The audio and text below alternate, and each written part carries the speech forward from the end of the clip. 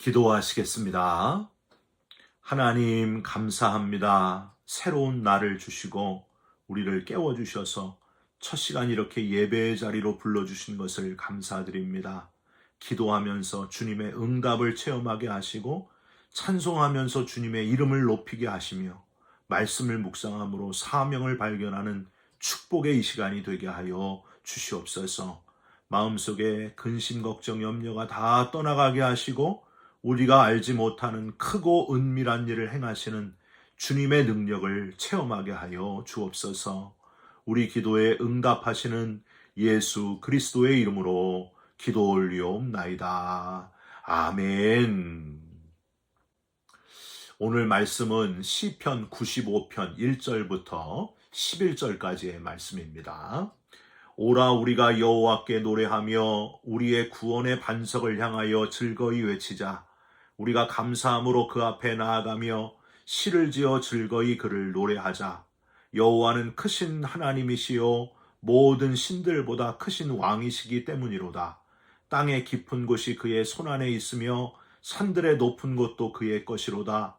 바다도 그의 것이라 그가 만드셨고 육지도 그의 손이 지으셨도다. 오라 우리가 굽혀 경배하며 우리를 지으신 여호와 앞에 무릎을 꿇자. 그는 우리의 하나님이시요 우리는 그가 기르시는 백성이며 그의 손이 돌보시는 양이기 때문이라. 너희가 오늘 그의 음성을 듣거든 너희는 무리바에서와 같이 또 광야의 마사에서 지냈던 날과 같이 너희 마음을 완악하게 하지 말지어다. 그때에 너희 조상들이 내가 행한 일을 보고서도 나를 시험하고 조사하였도다. 내가 40년 동안 그 세대로 말미암아 근심하여 이르기를 그들은 마음이 미혹된 백성이라 내 길을 알지 못한다 하였도다.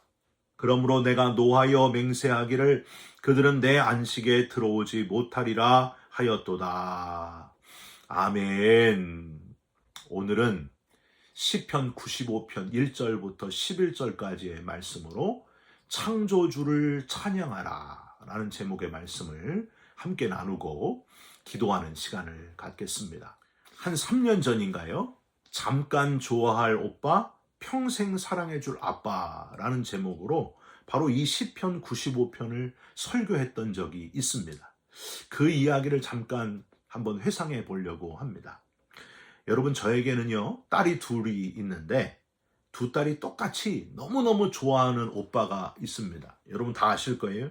한 명도 아니고 7명이나 되는 오빠를 좋아합니다. 얼마나 이 오빠들을 좋아하는지 이름들은 당연히 다 7명 외우고 있고 그들의 키가 얼마인지 오빠들 생일까지 죄다 다 알고 있습니다. 여기까지 말씀드리면 아시는 분은 눈치채셨을 텐데 7명의 오빠가 누굴까요? BTS 방탄소년단. 이 오빠들을 얼마나 좋아하는지 그들의 노래를 조목조목 다 따라 부르고 춤도 따라서 추고, 사실 이 오빠들을 좋아하는 사람들은 세계적으로 얼마나 많은지 모릅니다. 2019년에 이 방탄소년단 오빠들이 LA에 와서 콘서트를 했을 때에 큰딸 친구와 그 엄마가 방탄소년단의 왕팬이어가지고 그 비싼 콘서트 표를 저희 큰딸 것까지 300불 정도 되는데 그것까지 사주시면서 콘서트 가서 방탄소년단이 하는 한국말을 영어로 자세하게 통역해서 알려달라, 그런 부탁까지 할 정도였습니다. 참 인기가 대단했습니다. 그런데 얼마 전 이 방탄소년단 때문에 너무나 서운한 일이 있었어요. 제 작은 딸이 어느 날 이 방탄소년단 오빠들에 대한 영상을 눈여겨보다가 저한테 갑자기 훅 다가오더니 이런 말을 하는 거예요. 아빠는 왜 이렇게 생겼어? BTS 오빠들 봐봐. 얼마나 잘생겼는데 아빠도 같은 남자인데 왜 이렇게 틀려?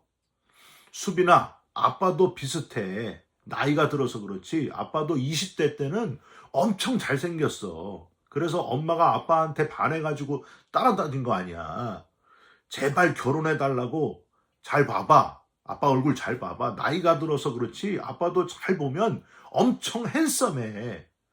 아니야 아빠, 차이가 나도 너무나.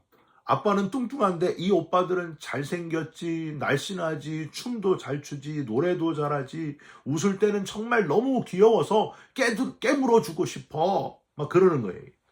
제가 이 말을 듣고서 얼마나 섭섭하고 참 서운했는지 여러분 아십니까? 내가 이 둘째 딸 이놈을 얼마나 이뻐하면서 길렀는데 이럴 수가. 저 오빠들한테 마음을 뺏기다니. 잠시 섭섭한 마음을 삭히고 제가 작은 딸에게 아주 명언을 해 주었습니다. 수빈아, 그 오빠들은 잠깐 좋아하고 말 오빠들이고 어느 날 너 말고 다른 여자애가 빼앗아갈 그런 오빠들이야. 그런데 아빠는 평생 너랑 함께 있고 너를 사랑해줄 아빠란다. 수빈이가 사랑해서 결혼할 사람이 생겨도 끝까지 너를 사랑해줄 사람은 바로 이 아빠인 것을 기억해라. 여러분, 제가 생각해도 아멘이 절로 나오는 그런 말 아닙니까? 여러분도 한번 대답을 해보십시오. 그 옛날 어릴 때 좋아하던 그 오빠들 다 어떻게 됐습니까? 다 동네 오빠건 텔레비전에 나온 오빠건 다 잠깐 좋아하고 말았던 그런 오빠였을 뿐입니다. 지금 만나면 실망이 큰 오빠들이고 여러분의 아빠들을 한번 떠올려 보시기 바랍니다. 아빠. 돌아가셨건 지금 계시건 다 고마운 분들 아니에요?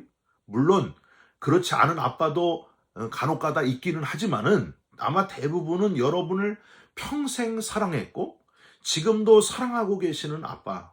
여러분, 오빠 좋아하지 마시고 아빠에게 감사하고 아빠가 있을 때 잘하시기를 간절히 부탁드립니다. 오늘 본문 시편 95편을 여러 번 읽고 또 묵상하시게 되면 우리가 깨달을 수 있는 것이 아버지의 섭섭한 마음, 우리의 영적인 아버지 되시는 하나님의 서운해하시는 마음을 깨달을 수 있습니다. 사랑하는 이스라엘 백성들의 고통을 들으시고 모세를 보내셔서 출애굽을 하게 하셨는데 그 사랑을 다 잊어버리고 완악한 마음으로 하나님을 시험했던 백성들에 대한 서운함과 그로 인해서 40년을 힘든 광야 생활을 하게 만드시고 그 노한 마음을 표현하시는 아버지 하나님, 오늘 시편 95편 후반부 8절부터 11절까지가 바로 그 내용입니다. 하나님의 서운해하시는 마음, 사랑하는 아들 독생자를 이 땅에 보내셔서 십자가에 죽게 하시면서까지 우리를 참 바보처럼 사랑하신, 너무나 우리를 사랑하신 하나님 아버지를 묵상하시면서 그 아버지의 서운한 마음, 그 이유가 무엇일까를 잘 파악하시면서 지금부터라도 그 서운한 마음을 시원하게 해주는 그런 기특한 자녀들로 살아가시기를 주님의 이름으로 부탁드립니다. 특별한 거는 이 시편 95편을 지은 저자는 다윗이다, 아니다 하는 논쟁이 있지만은 저자가 누구이든지 간에 바로 앞에 1절부터 7절까지와 뒤에 8절부터 11절까지가 참 상반되게 느껴진다고 하는 겁니다. 여러분, 시편 전체에서 이 시편 95편부터 100편까지를 다 찬양시라고 일컫습니다. 찬양시. 그래서 그런지 앞에 1절부터 7절까지는 찬양시의 시작 시편답게 열심히 하나님을 찬양하면서 그 이유를 밝히고 있습니다. 그런데 뒤에는 철저하게 위대하신 하나님과 찬양받기에 합당하신 하나님과 다르게 우리 인간은 너무나 연약하고 위험한 존재임을 폭로하면서 경고하시는 하나님의 입장을 표현하고 있다고 하는 거예요. 학자들은 이 시편 95편을 연구하면서 이런 결론을 내렸습니다. 이 시편 95편은 원래 성전 예배를 목적으로 지어졌다.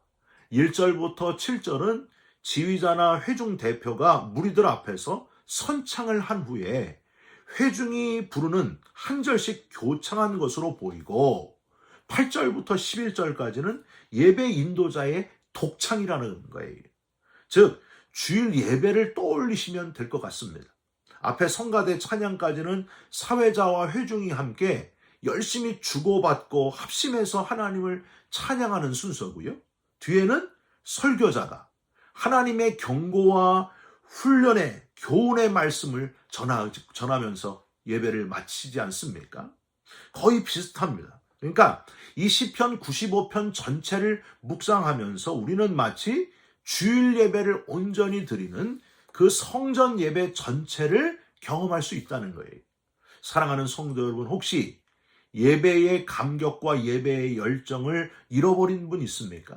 이 시편 95편을 열심히 묵상하시고 또 묵상하시면서 다시 예배의 감격이 되살아나시고 열정이 되살아나시고 신령과 진정으로 예배드리는 참 예배자들이 되시기를 주님의 이름으로 부탁드립니다.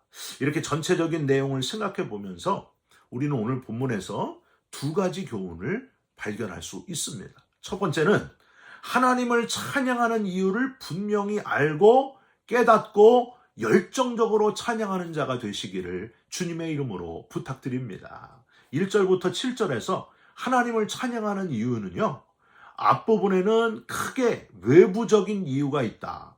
뒷부분에는 내부적인 확실한 이유가 있다고 표현합니다.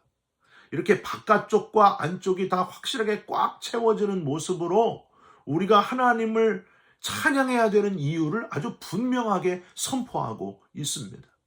1절 보세요. 오라 우리가 여호와께 노래하며 우리의 구원의 반석을 향하여 즐거이 외치자. 여기서 구원의 반석이라고 하는 표현은 신명기 32장 15절에서 취해진 용어인데, 반석이 가장 안전하고 견고한 것처럼 하나님의 구원 역사가 그러하니까 당연히 우리가 하나님을 찬양해야 된다. 우리를 구원하신 하나님, 가장 안전한 곳으로 우리를 구원하신 하나님을 찬양하고 또 찬양해야 한다. 그런 표현이. 여러분, 가장 먼저 하나님을 찬양할 이유는 역시 구원받았기 때문입니다. 구원받음이라는 거예요. 정령 죽으리라 하신 대로 우리는 죄 때문에 죽어야 되는 운명이었는데 우리를 구원해내신 것, 이것보다 더 하나님을 찬양해야 될 이유가 더 중요한 게 있겠습니까? 우리를 구원하신 하나님, 구원받은 감격, 영생, 부활의 나라에 들어가는 그 감격, 이 감격으로 하나님을 크게 찬양하시기를 주님의 이름으로 부탁드립니다. 또 하나는 3절부터 5절, 하나님은 우주 만물의 통치자이시고 창조주이심을 인정하면서 하나님을 찬양하시기를 바랍니다. 3절 보세요. 여호와는 크신 하나님이시요 모든 신들보다 크신 왕이시기 때문이로다. 4절, 땅의 깊은 곳 산들의 높은 곳도 그의 곳이로다. 아래로 가장 낮은 곳부터 위로 가장 높은 곳까지 다 하나님이 지으셨다는 거예요. 다 하나님의 것이기 때문에. 5절, 바다도 육지도 하나님이 만드셨다는 것. 세상에 보이는 모든 것들이 다 하나님이 지으시고 창조하셨기 때문에 하나님을 찬양하는 것은 당연하다는 거예요. 여러분, 여기까지가 외부적인 이유고요. 7절은 철저히 내부적인 찬양의 이유를 밝히고 있습니다. 7절, 그는 우리의 하나님이시요 우리는 그가 기르시는 백성이며 그의 손이 돌보시는 양이기 때문이라. 여러분, 이 표현은 어디 나와요? 시편 100편 3절에 똑같이 나오지 않습니까? 그는 우리를 지으신 이요 우리는 그의 것이니 그의 백성이요 그의 기르시는 양이로다. 이 표현들은요, 아주 가깝다. 뗄래야 뗄 수 없다. 우리를 지으시고 우리는 그의 것이고 그의 백성이고 그의 양이로다. 뗄래야 뗄 수 없는 세상에서 가장 친밀한 관계가 바로 우리와 하나님 관계이기 때문에 하나님을 찬양해야 된다 하는 겁니다. 날 낳은 부모님이 되시는 분이시고 나를 기르시고 목자가 양을 돌보듯이 밤이나 낮이나 나를 지키시고 보호하시는 분을 어떻게 찬양하지 않을 수 있겠는가? 이 고백이 지금 담겨 있는 거예요. 이사야 43장 21절, 이 백성은 내가 나를 위하여 지었나니 나를 찬송하게 하려 함이로다. 나의 찬송을 부르게 하려 함이로다. 사랑하는 성도 여러분, 당연히 하나님을 높이시고 찬양하시기를 주님의 이름으로 부탁드립니다. 나의 외부의 눈에 보이는 모든 것을 지으신 분이기에 찬양합니다. 나의 내부도 지으신 분이기에 하나님을 찬양합니다. 여러분, 설교를 여기까지만 들으셔도 충분합니다. 이제 설교 안 해도 돼요. 그냥 지금부터 찬양만 1시간 하고 끝났으면 좋겠어요. 나를 지으신 이가 하나님, 나를 부르신 이가 하나님, 나를 보내시니도 하나님. 나의 나 된 것은 하나님 은혜라. 나의 내부의 모든 것도, 나의 눈으로 보는 외부의 모든 것도 다 하나님이 지으셨습니다. 하나님 찬양받아 주시옵소서. 평생 동안 이렇게 찬양의 사람, 찬양의 분명한 이유를 가지고 큰 소리로 여호와를 찬양하는 자로 살아가시기를 주님의 이름으로 부탁드립니다. 두 번째로, 무리바, 마사에서 있었던 일을 기억하게 하시면서 아주 서운해하시는 하나님의 속마음을 깨닫고 하나님께 다시 가까이 나아가시기를 주님의 이름으로 부탁드립니다. 8절, 너희는 무리바에서와 같이 또 광야의 마사에서 지냈던 것과 같이. 여러분, 이 무리바와 마사에서 구체적으로 무슨 일이 있었습니까? 백성들이 목마름 때문에 하나님에 대한 불평이 많아졌습니다. 모세도 불평했습니다. 이게 갑자기 딱 한 번 불평한 게 아니에요. 그동안 수도 없이 아주 조금만 불편해지면 또 불평하고 원망하고 애굽을 그리워하고 모세를 원망하고 하나님을 원망하고 그랬다는 거예요. 이걸 반복하고 또 반복하다가 이 무리바 때는 모세가 너무 아주 화가 났어요. 딱 한 번. 아주 너무 극도로 화가 난 모세가, 그동안은 이런 적이 없었는데 너무 화가 나서 하나님이 주시는 물이라고 밝히지도 않고 그 반석을, 바위를 지팡이로 2번이나 내리칩니다. 그래서 물이 나오게 합니다. 여기가 바로 무리바고 마사라고 하는 곳이에요. 그래서 하나님은 9절을 한번 보세요. 그때에 너희 조상들이 내가 행한 일을 보고서도 나를 시험하고 조사하였도다. 그러니까 그렇게 조상들 때부터 내가 했던 수많은, 하나님이 하셨던 모든 것들을 보았음에도 불구하고 또 이렇게 금방 완악해지고 불평하고 불만을 가지고 원망을 했으니 하나님은 결국 백성들에게 너무나 큰 실망을 해서 화가 나서 지팡이로 2번이나 바위를 친 모세에게도 또 화가 나서 결국 11절에는 이런 표현까지 하고 계세요. 그러므로 내가 노하여 맹세하기를 그들은 내 안식에 들어오지 못하리라. 결국 이 말씀 그대로 20세 이상 된 자 중에서 약속의 땅, 그토록 가고 싶었던 땅, 가나안 땅에 직접 들어간 사람은 한 사람도 없게 하셨습니다. 그리고 모세도 멀리서 가나안 땅을 그냥 바라만 보고 들어가지는 못하게 하셨다는 사실입니다. 여러분, 우리가 얻을 교훈이 뭘까요? 언제까지 믿지 못하고 불평하고 불만족하고 원망하고 살고 있느냐? 너희들 내 안식에 절대 못 들어온다. 이 하나님의 서운한 마음을 여러분 느끼시면서 우리가 뭘 깨달아야 되겠어요? 반대로 한번 생각해 보세요. 날 믿고 날 따라오고 순종을 하면, 불평하지 말고 원망하지 말고 그대로 믿고 순종을 하면 내 안식에 들어오게 될 것이다. 하나님이 예비하신 그 영원한 안식에 들어가게 된다는 거예요.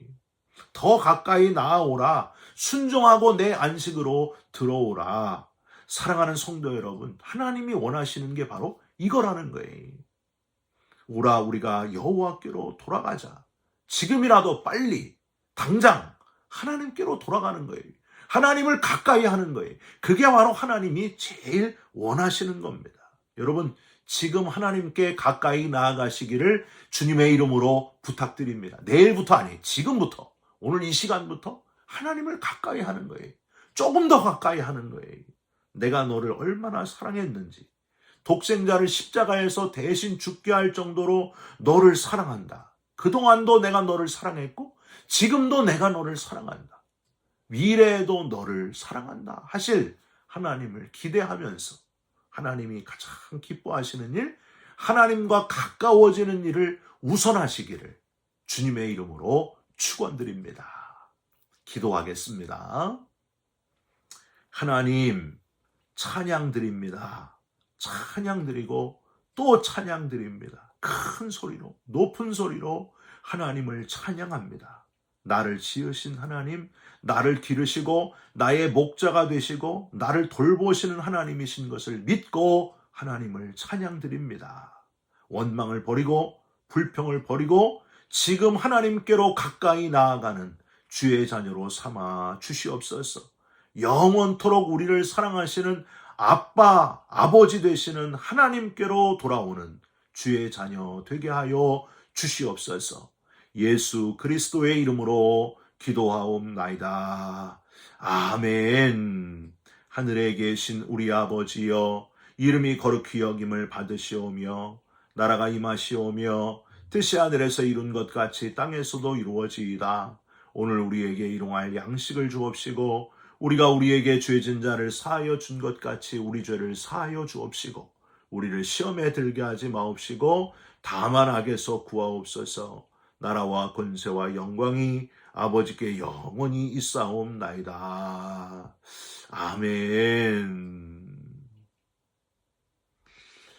사랑하는 성도 여러분, 하나님을 마음껏 찬양하시기를 주님의 이름으로 부탁드립니다. 나를 지으시고 나를 기르시는 하나님, 아빠, 아버지를 찬양하면서 승리하는 하루를 살아가시기를 부탁드립니다. 여러분 사랑합니다. 축복합니다. 감사합니다.